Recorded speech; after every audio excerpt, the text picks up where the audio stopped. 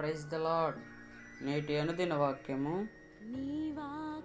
పేతురు రాసిన మొదటి పత్రిక 3వ అధ్యాయము 13-14 వచనములు.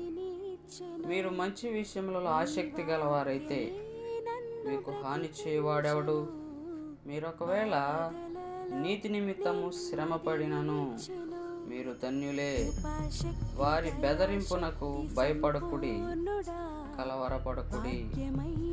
ప్రియ దేవుని సంగమా, ఇతరులకి మంచి చేసే విషయంలో ఆసక్తిగా ఉంటూ వీలైనంత మంచిని చేస్తూ ఉంటే ఎవరు మనకు హాని చేయరు.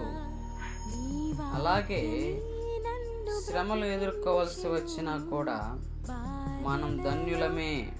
ఎందుకంటే మన తండ్రి అయిన దేవుడు మన పక్షాన ఉన్నాడు.